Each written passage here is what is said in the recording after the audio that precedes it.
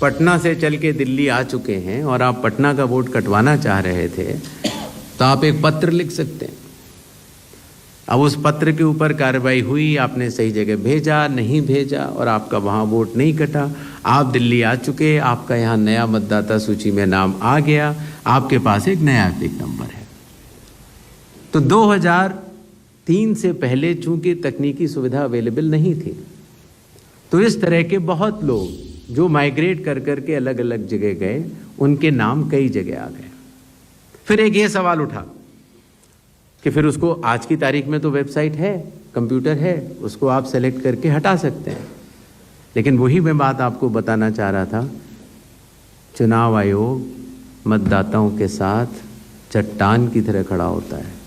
अगर किसी के कहने से मैं आपका वोट काट दूं, या किसी के कहने से मैं ये मानूं कि पीयूष जी के नाम के, अगर आपको अंदाज़ा न हो तो अगर पीयूष जी के नाम को अगर आप 100 करोड़ में सर्च करेंगे तो आपको हजारों लोग मिलेंगे।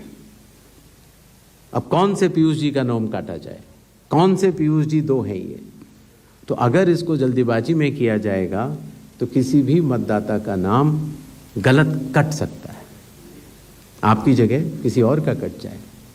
इसलिए शायद पिछले 20 सालों में टेक्नोलॉजी तो थी, लेकिन टेक्नोलॉजी का उपयोग करके किसी का मतदाता सूची से नाम काटा जाए, ये गलत होगा। और इसीलिए चुनाव आयोग ने ऐसा नहीं किया।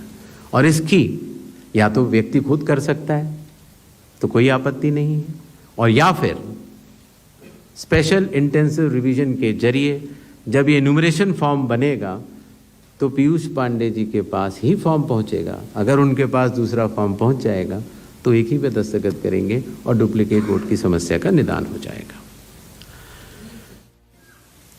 एसआईआर में हड़बड़ी क्यों? यह भी एक भ्रम फैलाया जाता है। आप लोग मुझे बताएं कि चुनाव से पहले मतदाता सूची शुद्ध करनी चाहिए या चुनाव के बाद? चुनाव से पहले। और यह बात चुनाव आयोग नहीं कह रहा है, यह बात लोक प्रतिनिधित्व कानून कह रहा है कि हर चुनाव से पहले आपको मतदाता सूची शुद्ध करनी होगी। यह चुनाव आयोग का कानूनी दायित्व है। फिर यह बात आई कि 7 करोड़ से ज्यादा बिहार के मतदाताओं तक क्या चुनाव आयोग पहुंच पाएगा? हकीकत आपके सामने है। जब 24 जून से यह कार्रवाई शुरू हुई तो यह पूरी प्रक्रिया लगभग 20 जुलाई तक ही समाप्त हो गई। फिर यह बात आई कि साहब जुलाई में क्यों?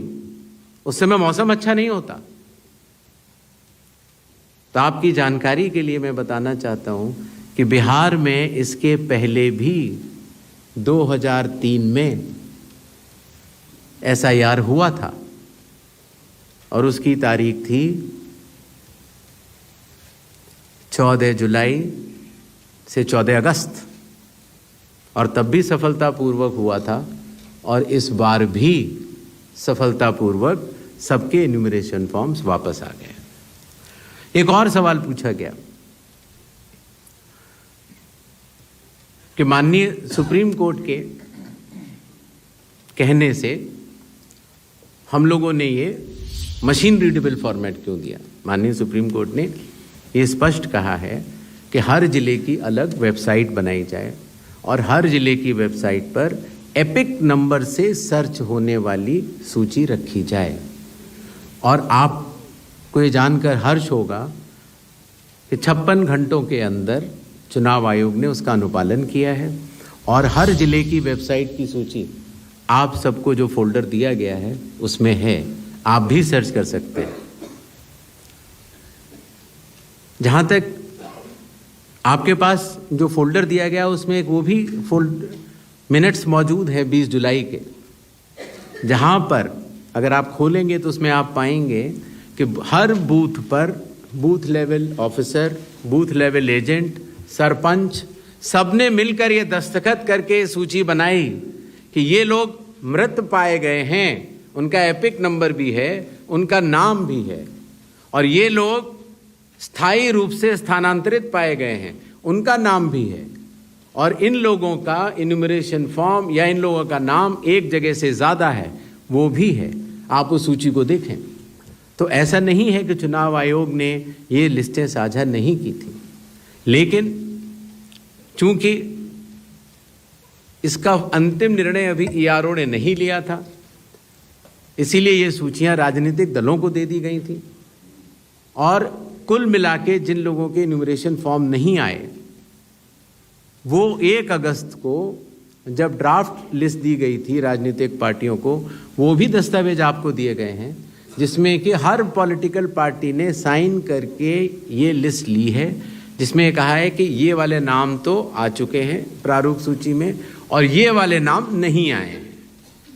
हर जिला प्रेसिडेंट ने उस लिस्ट को सत्यापित किया है 1 अगस्त को और अपने टेस्टिमोनियल्स भी दिए हैं।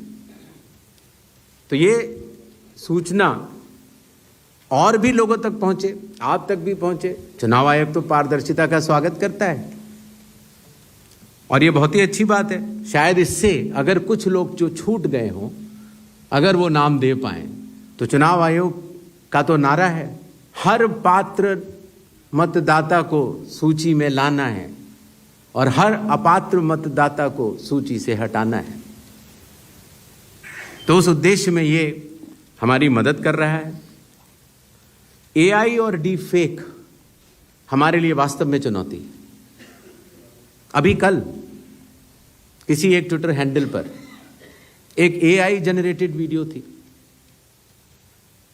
जो कि सत्य से परे, लेकिन इस तरह की चुनौतियों का सामना करने के लिए चुनाव आयोग तो भरसक प्रयास करेगा, लेकिन कानून के दायरे में ही रहकर कर सकता है।